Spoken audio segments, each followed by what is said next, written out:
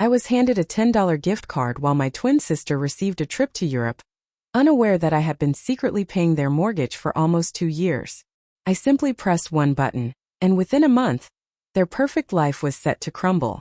If you grow up in a family where love is distributed according to an investment portfolio, you quickly learn that the only way to gain approval is to be useful yet invisible, and I, Taylor, a 30-year-old programmer from Boston, was a master of this strange art, while my twin sister, Brooke, was their masterpiece, and that's essentially all you need to know about us from the start, because our entire home, those perfect red brick walls covered in ivy, was just a set for the life my parents, Deborah and Robert, wanted to broadcast to the world, and everyone who saw us from the outside saw only a successful family with 2 daughters who had just graduated from Harvard, and for that external world everything was perfect, but inside there was always a clear division. Brooke was the face and I was the accounting department.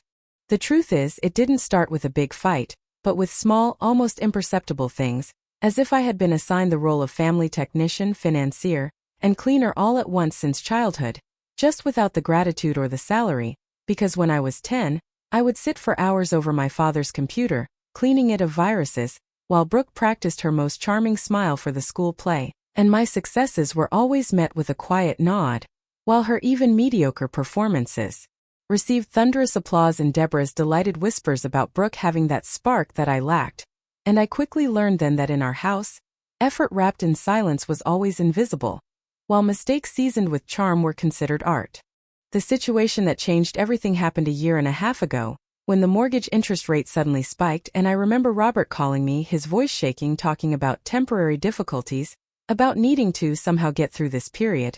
And at the time I had been working at a major IT company for several years and could afford it, so without saying a word I just set up an automatic payment, and every month a sum left my account, covering their monthly installment, and I labeled the transfer Morgan Family Taylor Contribution. And perhaps it was my stupid, naive attempt to buy not a house, but their attention, because I thought if I literally held the roof over their heads, they would finally see me, appreciate me, but they didn't. They simply took it for granted without even asking how their financial problems suddenly resolved, because in their minds miracles happen, and I remained just Taylor, quiet, useful, invisible. Everything came to a head at our joint graduation party at the end of the month, where the air was thick with the scent of expensive perfume and fresh-cut flowers, and Brooke and I stood side by side in our gowns, but the whole room was filled with my sister's glow, her laughter, and stories of how she planned to find herself in the arts. And when it came time for gifts, Deborah, with the radiant smile she usually reserved for charity galas, handed Brooke an envelope with tickets and hotel bookings for 3 weeks across Europe, declaring that a talent like our Brooks needs inspiration. And everyone applauded, shouting that it was magnificent. And then it was my turn, and Deborah turned to me, her voice softer, almost patronizing, and she handed me a small neat box, inside which lay a $10 Starbucks gift card and a tiny handwritten note. Taylor, dear, learn to be happy with less. Gratitude makes life richer. And in that moment, as everyone around laughed, calling it cute and so mom style, something inside me quietly, soundlessly broke, because I stood there in my black gown, just steps away from my sister, who held $15,000 worth of paid adventures, while I held $10 earned through my own labor, all while Deborah and Robert were unaware that for the past 18 months, every payment sustaining that perfect life, that house, their pride, had come directly from my account, and I suddenly realized that they saw me not as a daughter, but as an infinite resource, that I was not a family member to them, but simply an ATM with an access code, and this realization was not loud, but cold and final, like the sound of a door clicking shut, and it was that evening, sitting in my childhood bedroom, lit only by the blue glow of my laptop screen, that I opened the banking app, found the list of automatic payments labeled Morgan Family, Taylor Contribution, and feeling neither anger nor sadness but only a strange, cleansing calm, I hit the deactivate button. I knew they had just under a month before the bank raised the alarm, and that time was enough for me to see how quickly their perfect world would dissolve without my invisible contribution. I had just stopped paying the mortgage. For 2 weeks, I watched them live their perfect lives, oblivious to the clock ticking toward the day they'd realize the person they ignored was the only thing keeping their house standing. The quiet click on my laptop screen when I stopped the automatic payments felt more final than any screaming match, and after the graduation party ended, I didn't feel victorious. I felt empty, the kind of hollow clarity that comes after you realize the main purpose of your existence for the past year and a half was to be a safety net for people who didn't even notice they were falling, and I just went back to my life in my small, shared apartment near Kendall Square, spending long nights, coding complex interfaces for MeetView Labs, focusing on the logic, the clean structure, the things that worked exactly as they were supposed to, unlike my family. For the first 2 weeks of that month, it was an exercise in controlled observation, like watching a poorly built bridge with the knowledge that the next heavy truck would be its last, and during this time my twin sister Brooke was everywhere, because she was naturally good at being the center of attention, posting endless, perfectly filtered pictures on Instagram from her lavish pre-Europe shopping spree, always tagging Deborah and Robert in captions like, "So grateful for the vision my parents have for my future," and my mother Deborah was equally active, not with me of course, but arranging farewell luncheons for Brooke, sending out emails to friends about her upcoming trip, and even hosting a small, overly formal dinner where she made a point of discussing how vital it was for young people like Brooke to experience culture and expand their horizons, while completely neglecting to mention my own substantial career progress, because I had just finished designing a new medical AI algorithm that was projected to save the company millions, but to them that was just Talior doing her computer thing, useful but uninteresting.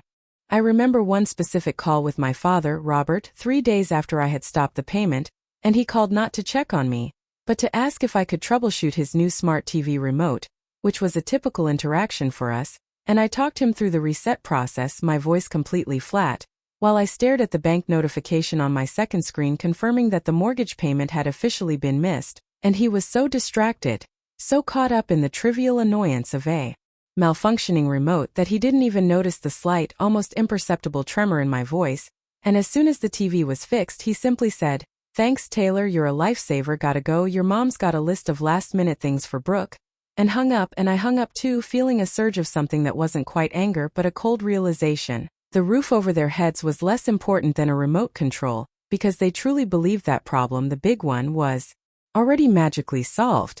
The real strain on me was the emotional tightening, because even though I had made the decision, every time my phone vibrated with a text from Brooke, "Can you check my flight itinerary formatting? I think the dates are overlapping LOL," or an email from Deborah, "The neighbors are asking about you, please call us so we can say you're busy with work and not that you're avoiding us."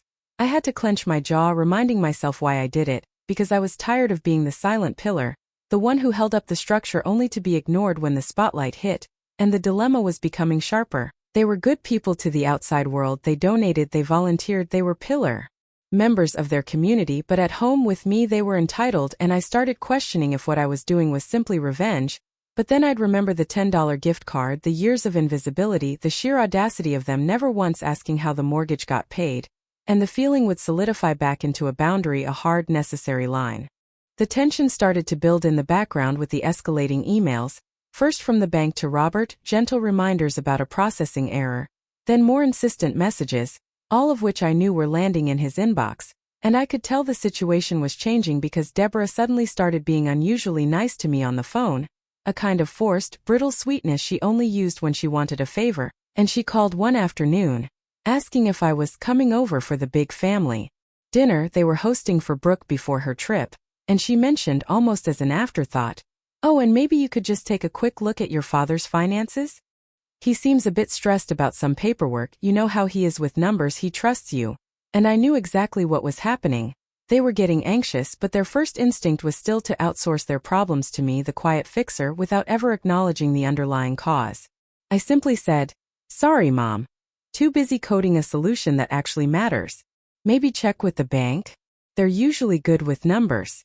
The silence on her end was heavy, a crack in the facade, but I didn't break because I was waiting for the moment they realized their paperwork problem was actually a gaping hole in their foundation, and that moment was fast approaching, as the bank's final notice for the late payment, the one that would trigger the real non-negotiable panic, was set to arrive next week. The bank's final notice landed on their doorstep, and the silence broke.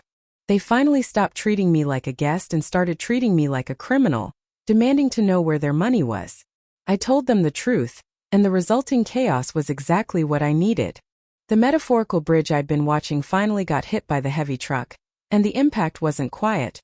The final notice from the bank arrived exactly 3 days before Brooke's planned flight to Paris, a thick, official envelope that Robert opened at the breakfast table, and I didn't see it, but the way Deborah's voice cut through the air during their subsequent phone call was enough to let me know the perfect image was officially cracking, because they didn't call me right away.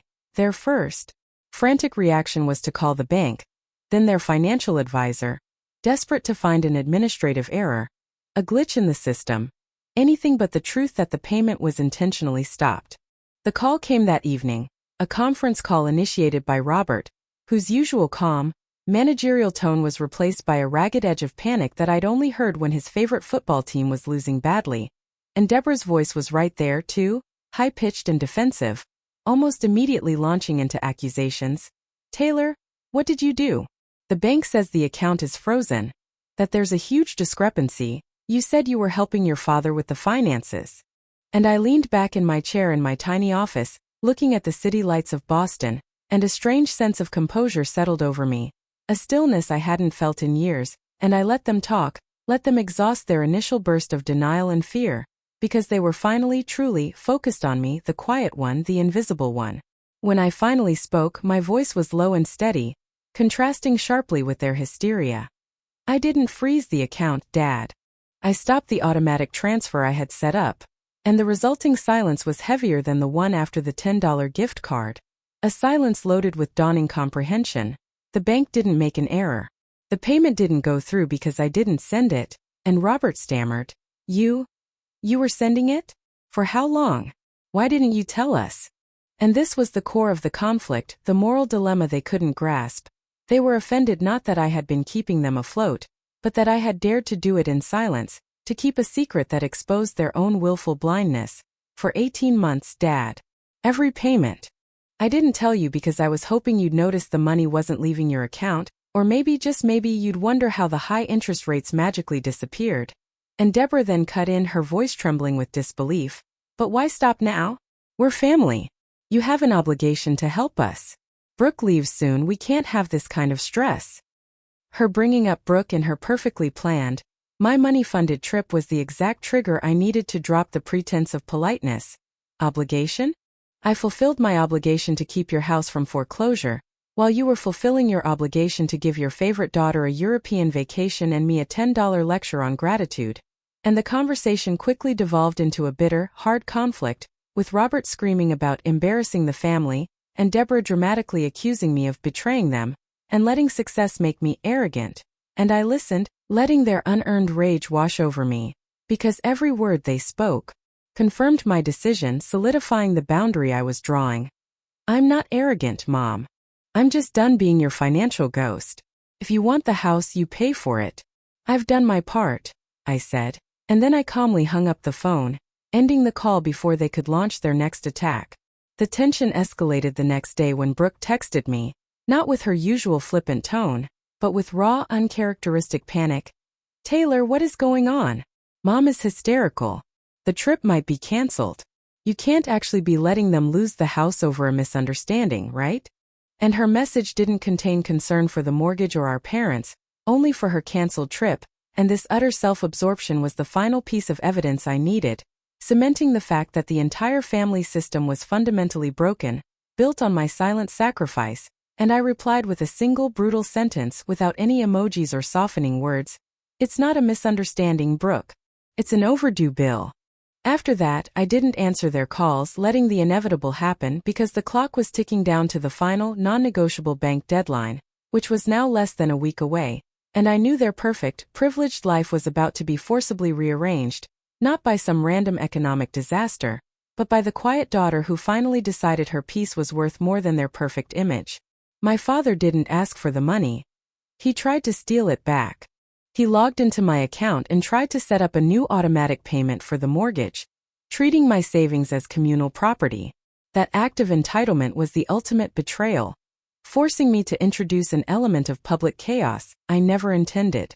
The week that followed the heated phone call was one of suffocating silence and mounting dread, at least on their end, because they were scrambling, attempting to secure a last-minute loan or refinance, only to be blocked by the bank's flagging of inconsistent payment history. A history that showed a sudden, unexplained influx of large payments from an external source, me, followed by an abrupt, equally unexplained stop, and I kept my distance, working, living, letting the quiet precision of my job at Meatview Labs be my anchor in the emotional turbulence I had unleashed.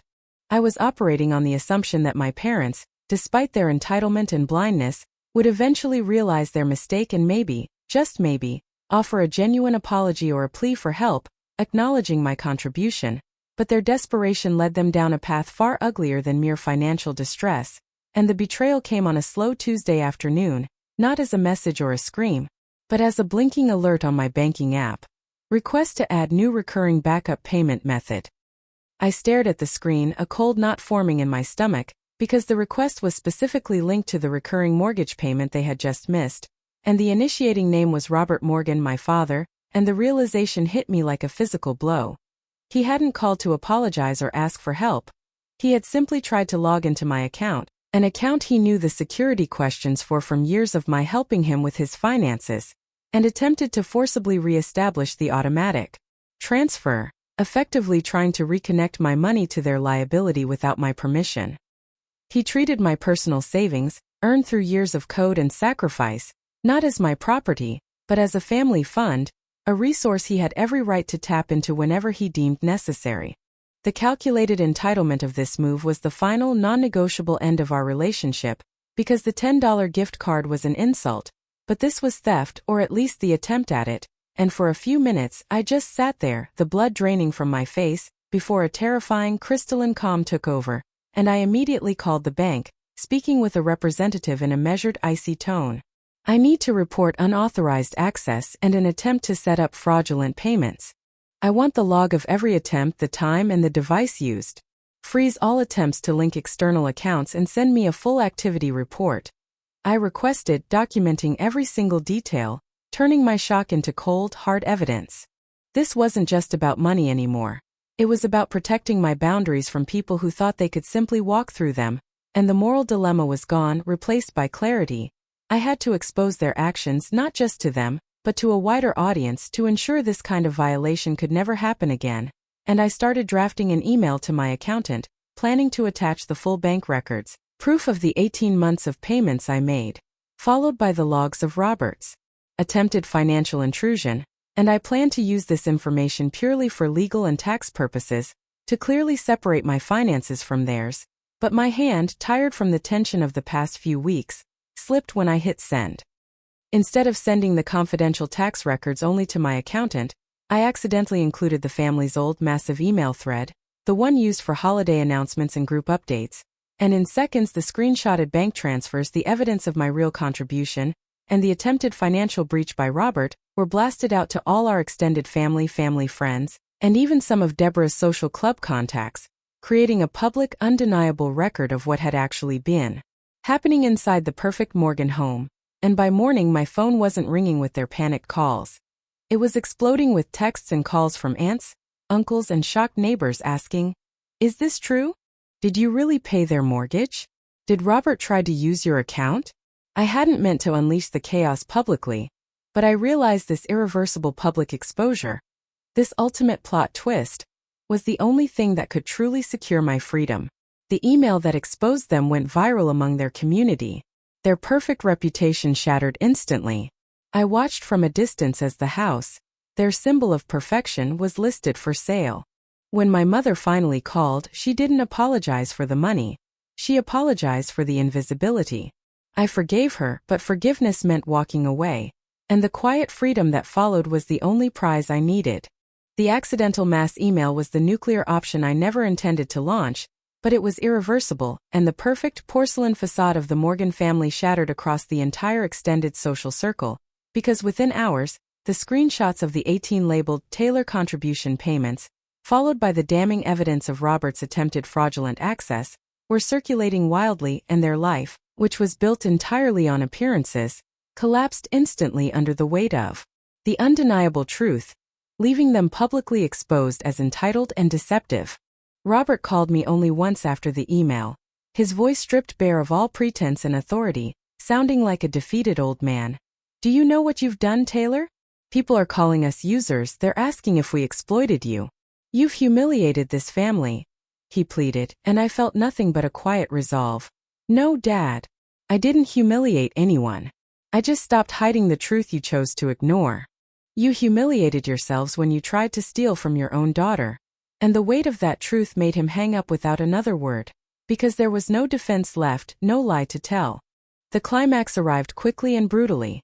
The bank, citing the publicly known financial instability and the reported attempts at unauthorized payment, rejected Robert's frantic, last-ditch refinance application, and the foreclosure process, which I had delayed for 18 months, was finalized swiftly, and 2 weeks after my father's desperate attempt to raid my account, I drove past the old Newton neighborhood, seeing the familiar red brick house with a stark white for sale sign plunged into the perfect green lawn, the sight of it giving me a strange, disquieting sense of closure, not victory, but an acknowledgement that justice often arrives not with a roar, but with a simple final change in ownership. The ultimate confrontation, the truly emotional one, came from Brooke, who showed up unannounced at my small new design office near Kendall Square, wearing her usual designer coat, but looking lost among my blueprints and tech equipment. Mom can't sleep, Dad's drinking, they're losing everything. The Europe trip is cancelled, she said, her voice thin, full of pure personal grievance, and for the first time I looked at her not as the preferred twin, but as a product of their broken system, and I met her gaze. You've changed, she muttered, and I stood up, placing my hands on the desk. I had to, Brooke. You only loved me when I was useful. I stopped being the useful daughter, and now you see the consequence of their choices, not mine. And she stared at me, her perfect composure finally cracking into genuine hurt, before she wordlessly turned and walked out, her perfume fading quickly down the hallway, leaving only the scent of my coffee and the quiet hum of my new life. The final act of the story wasn't about revenge but about boundaries, and it came weeks later as I was setting up my new health tech startup, Novamind Health Design, when Deborah called, her voice small and fragile, cracked with exhaustion. Taylor? I just wanted to say, I'm sorry, and those words, the ones I had given up hope of ever hearing, hit me with a shocking force. I know what I did. I saw you as an investment, a safety net, not a daughter. I thought I was teaching you gratitude. I was teaching you how to disappear, she whispered, and I sat in silence, letting her speak her truth without interruption or argument, finally saying, I forgive you, Mom. I forgive you for everything. But forgiveness doesn't mean coming back. And she started to weep softly, accepting the finality of my decision. The house was sold a month later. They moved into a small temporary apartment, their status and reputation gone. I built my company, Novamind, founded on the very principles of clarity and structure they had always lacked, and my life became quieter, freer, unburdened by the constant need to prove my worth. I had lost a family, but I had gained myself, and the philosophical truth I carried away from the whole brutal month was this: gratitude is not about bowing your head in acceptance of less. It's about knowing when to lift it and walk away. The only structure that truly matters is the one you build for yourself, brick by honest brick.